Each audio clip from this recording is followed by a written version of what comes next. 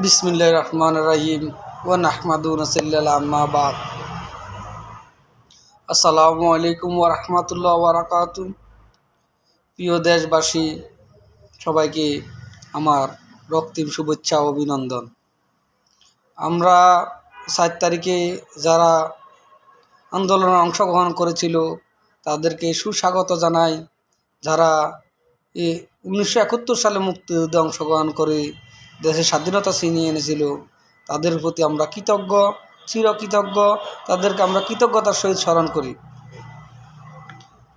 আমরা যেটা চেয়েছি বাংলাদেশে, আমরা যেটা চাচ্ছি সেটা আদৌ আমাদের আসছে কিনা, আমরা সেটা ধারণ করতে পারছি কিনা সেটা কেউ দেখভাল করতেছে না।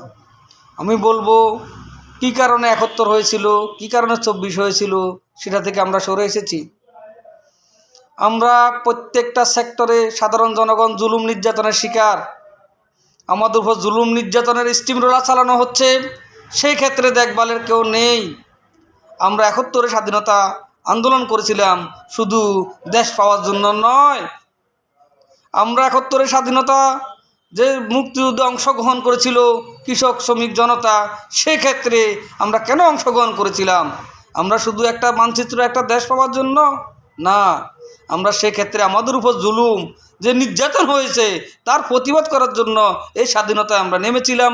সেক্ষেত্রে ওই স্বাধীনতা অর্জন করতে গিয়ে আমরা একটা সার্বভৌম দেশ এবং একটা পতাকা পেয়েছি। কিন্তু দেখেন, সেই 1971 সালের সেই মুক্তিযুদ্ধ পরবর্তী অনেকগুলা আন্দোলন, বর্তমান বলতে গত বছরের 4 আগস্টের যে আন্দোলন, সেই আন্দোলনও একই স্লোগান ছিল যে আমরা জুলুম নির্যাতনের শিকার, আমাদের উপর জুলুম করা হচ্ছে, আমাদের উপর নির্যাতন করা হচ্ছে, আমাদের সুদ ঘুষ দুর্নীতি বেড়ে গিয়েছে। কিন্তু দেখেন, সেই ঘুষ এখন অনেক ক্ষেত্রে ডাবল হয়ে গিয়েছে, কোনো ক্ষেত্রে 3 গুণও হয়ে গিয়েছে। সেক্ষেত্রে কারো কোনো কথা বলার নেই, কেউ কথা বলছে না। সাধারণ জনগণ সেই ঘুষ দিয়ে তার কাজ করতে হচ্ছে। কৃষক তার জমিনের যে সরকারের যে কর দিবে, ট্যাক্স দিবে, সেই ক্ষেত্রে তাকে ট্যাক্সের ওষুধ কাটতে তাকে দ্বিগুণ টাকা দিতে হচ্ছে। একজন সাধারণ ভূমি ইউনিয়ন কর্মকর্তা থেকে শুরু করে, পিয়ন থেকে শুরু করে সচিবালয় পর্যন্ত প্রত্যেক জায়গায় ঘুষ লেনদেন করতে হইতেছে। সে ঘুষের শিকার হচ্ছে, জুলুমের শিকার হচ্ছে, নির্যাতনের শিকার হচ্ছে। সেই সরকারকে ট্যাক্স দিতে প্রস্তুত, কিন্তু ট্যাক্সের দ্বিগুণ ঘুষ দিয়ে তার কাজটা করতে হচ্ছে। সেই ক্ষেত্রে আমাদের এই আন্দোলন সংগ্রামগুলো আমরা কি পেয়েছি? আমরা একটা পতাকা আর একটা রাষ্ট্র ছাড়া আর কিছুই পাইনি, আমরা পাচ্ছি না। সেক্ষেত্রে আমি বলবো, আমাদের যারা ঊর্ধ্বতন কর্তৃপক্ষ আছেন, যারা যখনই সরকারে আসেন, আমরা জনগণের দিকে তাকান। বর্তমানে যারা আছেন উপদেষ্টা পরিষদে, তারাও জনগণের দিকে তাকাচ্ছেন না, নিজেরাই লুটে পুটে খাই নিচ্ছেন। হয়তো জনগণ কি পাচ্ছে?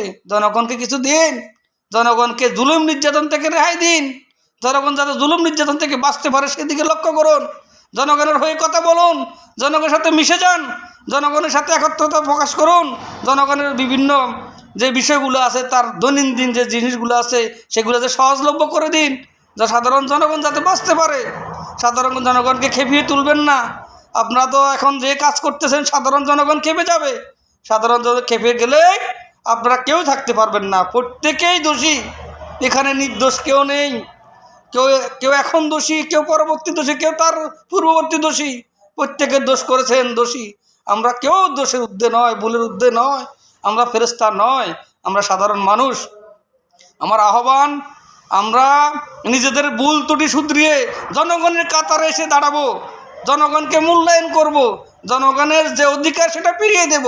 আমরা জনগণের সাথে একাত্মতা প্রকাশ করব। আসসালামু আলাইকুম ওয়া রাহমাতুল্লাহ।